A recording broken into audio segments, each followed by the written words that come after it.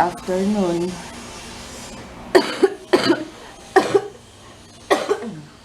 Ayan, tapos na akong mag-lunch. Ayan, yung tirang sinigang na lobat na yung aking camera. Dadaan muna kami mamaya sa bago mag 3 o'clock. Sa school ni JJ kasi bibili kami ng shirt para sa family day. Sa next month, ang family day. Pero ang last day kasi ng pag-order ng t-shirt ngayon.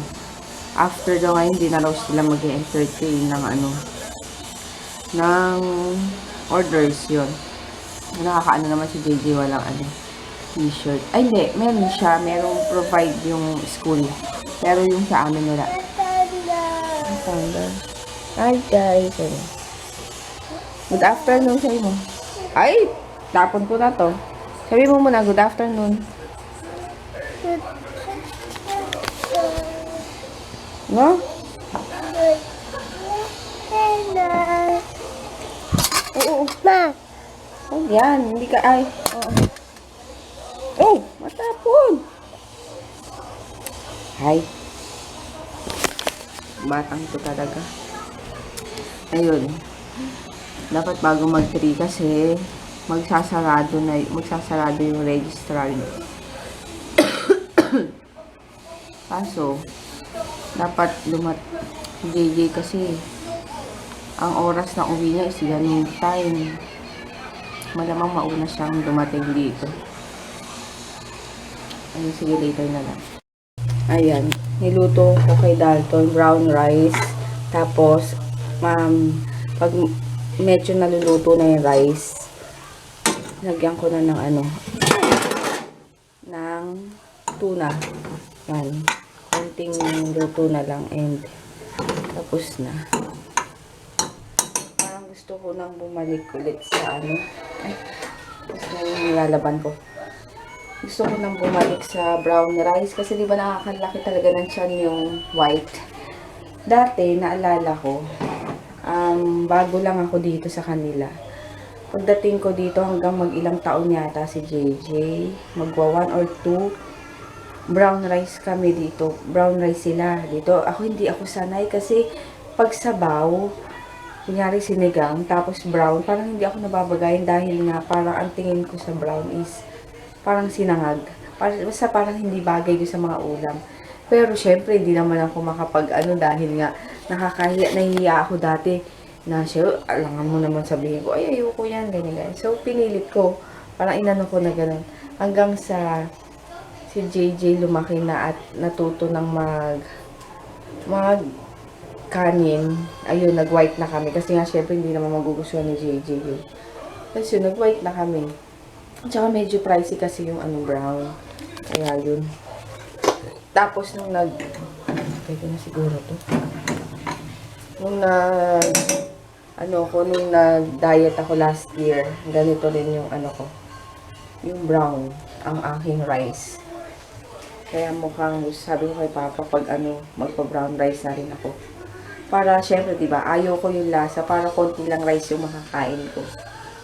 Kaso pag doble lutuan na naman. Mahirap. Pero okay lang, syempre, di ba? Pwede na siguro to, sige. At i-charge ko na itong maya-maya alis na rin kami. I-charge ko yung battery. Ayan, pupunta kami sa school ni JJ, yes. Ay, taas, oo. Walang ligo-ligo. Kolon-kolon lang. Oh. Ay. Ito. Ang kilay ko, ang nipis. Pinatungan ko lang ng powder. Saan ka punta, DM? School bus? Bibili ng t-shirt kasi last day na ngayon. Ay, wala akong wallet. Ay, nako na. Kaya nga tayo. Umalis. Ano mo na lang wallet? Ayan. DM kasi. Sinisip ba si DM?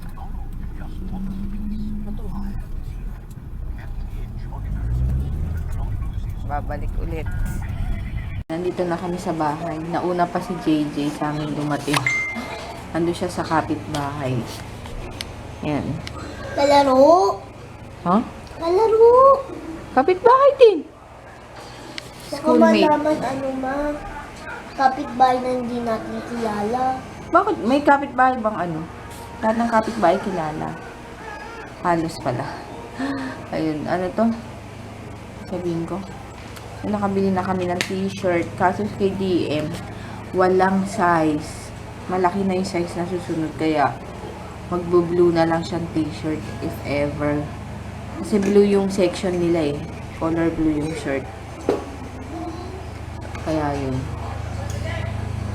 Kapag sinako, kulay red. Sabi? Depende naman eh. Nakita, kinurot ako dito yung nanay ni Makirin. Kinanin ako. Nakita ka? Sabi niya na pogi ako. Ano no? Hindi sinabing taba. Meron. Ayun. Labas ulit kami dahil lahatid namin si JJ. Puta! Punta ulit siya sa tita ko hanggang bukas. Tita! Yes. Mama, tita! Le! Oo. Ayun. Yan si DS. Inihintay lang yung Lazada kasi may delivery. Buti sakto, hindi pa kami umaalis. Tumawag na sa kanya. Saan na? Dito ko nandun na sa LRT station, inihintay na lang. Inihintay na si JJ doon. Yan, dito na kami. Habang na yung tita ko dito sa ano. Harap.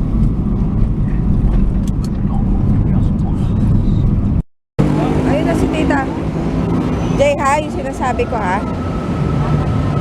Dito kami sa LRT. Asan? Ayun na. Nakatid na siya dun. Wala akong magawa sa kuko ko yan. Ilagyan ko ng ano, tip. Ang pangit. Parang maduming kuko lang. Wala lang. Para maiba lang. Ayan, as usual, luto ako ng spaghetti kasi kami lang naman. Hinihintay ko yung tawag ni JJ kasi basta, ano ako, nag-worry. Kasi nandun siya sa tita ko, diba, sinundo kanina. Eh, nag-SM daw, pumuntang SM. So, yung maghihiwa-hiwa na lang muna ako. Tumawag na si JJ.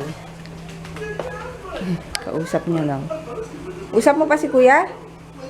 Si kuya pa yan?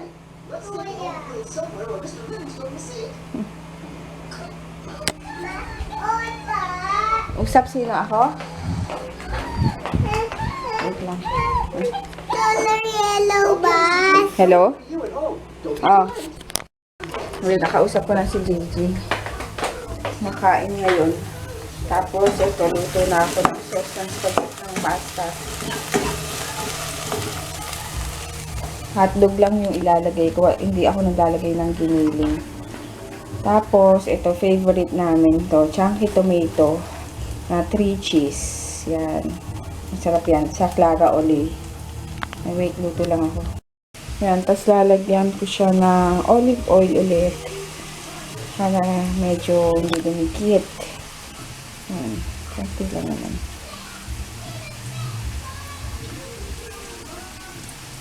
Kunti lang, napadami tuloy. Yan.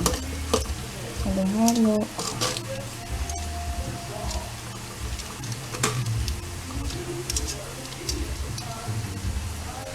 Yan. Dikit-dikit na yung pasta. Ako lang naman siya kasi papa yung kakain. DM.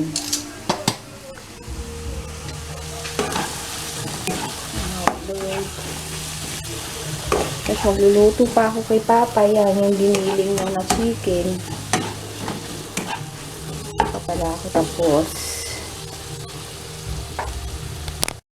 Ayan, kidalto naman yung niluto ko. Tapos na itong dalawa. Yan, binigisa ko lang. Tapos, egg. Yun lang. Grabe yung ano, yung nakikita ko sa timeline sa Facebook. Ewan ko kung nakita nyo rin yun, yung na-aksidente na mag-ama yata, or hindi ko alam kung tatlo sila, kasi picture lang yung nakikita ko. Hindi ko tinitingnan kasi naaawa talaga ako. Kagabi, may pinanood si Papa na na video. Mura siya ng mura. Sabi ko, ano ba yun? Ano ba yun? Tapos yun nga, sabi niya, yun nga, mura siya ng mura kagabi. Tapos sabi ko, ano ba yun? Tapos sabi niya, yun nga yung na-aksidente sa C3, mag-ama yata, nakamotor lang kasama yung bata. Sabi niya, grabe, pati yung bata namatay, pati yung tatay. Yung tatay yata yung mukha ang nagrabihan, talagang sabog. Pero yung bata, yung ulo niya, ay naku, grabe talaga. Kawawa, sabi niya, mga 2 years old lang siguro yun. Tapos nakita ko sa timeline ko, ang daming nag-share. Hindi ko talaga matitigan kasi ayun yung nakakainis sa mga nagmomotor. Okay lang magmotor kayo dalawa, pero wag niyo isasama yung anak niyo kasi syempre 'di ba, nakasalalay yung buhay niya talaga doon dahil nga delikado. Hindi mo alam kagaya niyan, hindi mo alam kung ano yung aksidente. Ganon, basta nakakaawa, sakit sa puso, tapos may video pa nga, 'di ba nun? May video pa, hindi ko talaga siya pinanood. Kasi Diyos ko, parang madudurog yung puso ko, lalo na doon sa bata. Walang kamuang-muang, tapos ganun yung pagkamatay, sabog daw yung ulo. Tapos sabi pa ni Papa kagabi, yung nakalaylay na lang daw yung ang tawag dito, yung skull. Sabi ko, huwag niya na ituloy ikwento kasi as in talagang grabe. Tapos ngayon, nag-uusap kami ng mga nanay ng kaklase ni JJ sa group chat. Nag-uusapan namin yung mga nawawalang bata, yung mga ganun. Sabi ko nga si DM nga, pag sa mall talagang todo tingin talaga ako sa kanya kasi nakakatakot na. Tapos ngayon, sakto pang si JJ sumama sa tita ko. So, na paranoid naman ako, tumawag ako kagad kasi nga mamaya kung nandun na ba sila or wala pa. Baby, ayun, nakakaano nga eh. Aray, DM. Ay, may nagpapa-shoutout pala sa'yo, DM. Shoutout. Wait lang, titingnan ko ha. What's Hanapin that? ko. Ma, Yes. what's that? What's that? Chocolate. Chocolate. Butter. Butter peanut. Peanut butter? Anong butter peanut? Peanut. Peanut butter. Peanut butter. Wait, nakalimutan ko. Nakalimutan ko kung sino yung nagpapa-shoutout kay DM. Ayun, DM. Ano to? Halika dito. Bakit? Sabi mo, shoutout. Sabi mo, shoutout. Ay? Sabi mo, shoutout. Hi kay Cory Hi, Tori. Lanusa. Lunsaga pala. Lunsaga. And sa family niya na si Limuel,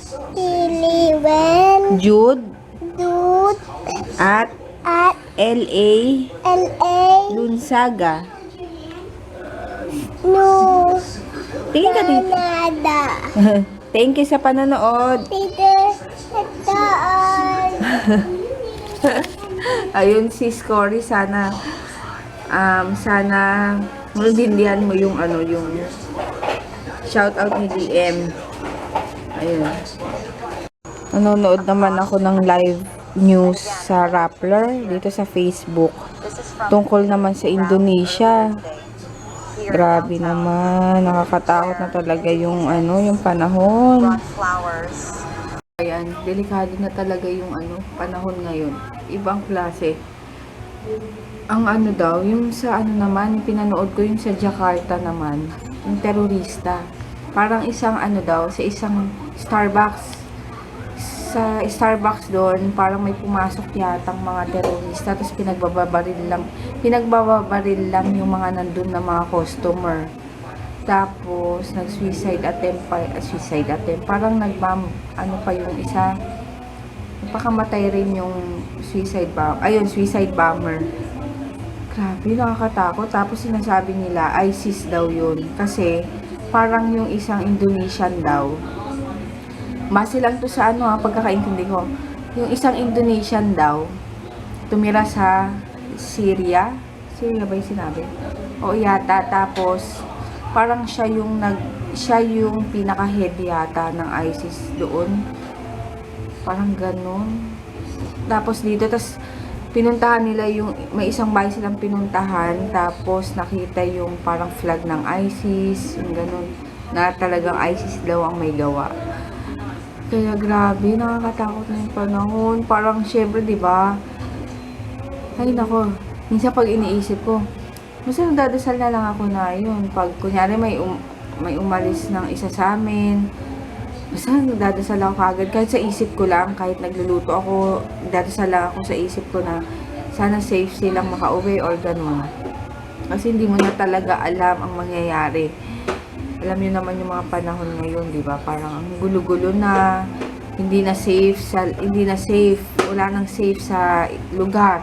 Parang kahit siguro dyan lang sa labas, di ba? Hindi natin alam. Kaya, ayun, faith lang talaga ang nakakaano na, oo, natatakot ka, pero syempre, faith na lang talaga na walang mangyayari na ganun. Ay, ba yan? Kaya, nakakaba rin. Hindi mo rin masasabi kasi. Tapos, ang dami pa mga balita sa Facebook, alam niyo yun, yung nababasa mo, parang nakakaano talaga, depress yung mga ibang nababasa mo. Yun lang, share ko lang kasi biglang nag-live yung Rappler. Yung nakasubscribe kasi ako doon kapag nag-live sila ng news. Tapon mo sa basura. Ito pa ito pa DM Tapon mo. Yes, thank you. Dahan-dahan. Pang kumakain, wala akong gana. Yan lang, hintayin ko na lang si Papa. Ang sarap nito, yung Choco Flakes galing Baguio. Kasi yung ninang ni DM, yes, yung ninang ni DM, Choco Flakes. Yung ninang ni DM, galing Baguio. Tapos, inano ni Papa na pasalubong daw Choco Flakes. Ewan ko nasa na isa nito, pinamigay yata. Masarap. Ano ako pa nga kinakain. Si DM din, naka-2 ganitong malaki. Yummy. Tapos, nung pumunta rin kami ng Baguio, bumili rin kami nito. Tapos, sa sasakyan pa lang pauwi, ubos na. No more na. More na? Meron pa. Meron pa? Lipat natin TV. Yung tumitingin-tingin ako dito sa Pinterest ng gupit. Gusto ko yung parang ganito na lang, shoulder length, para maiba naman. Gusto ko sana yung pixie cut kasi super mabibigla yung buhok ko. Ito gusto ko, mga ganyan. Kaso, masyado maikli. Yan tayo. Yan, masyado maikli. Maganda sana.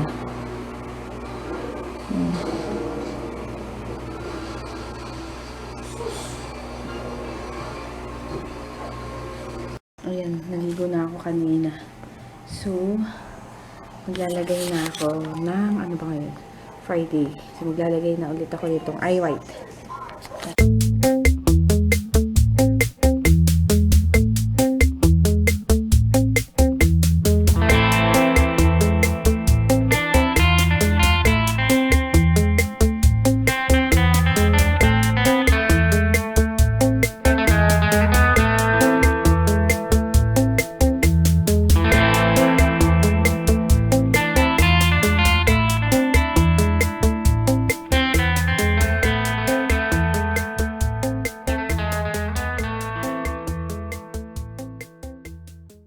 Tapos ng aking eye white routine. Yun yung sarap sa pakiramdam. Lalagyan ko sana nung serum kasi nasanay akong pagka talaga serum agad tsaka yung toner. Kasi sabi ko pag nag-eye white, iwasan ko muna yung ibang ilalagay. 3 times a week lang naman yung eye white kaya okay lang. Bukas na lang yung serum tsaka yung toner. Then mag-sleep na ako and si JDM tulog na. Ay, nakalimutan ko. Ugasan yung bauna ni JJ. Ayun. See you tomorrow. Bye-bye.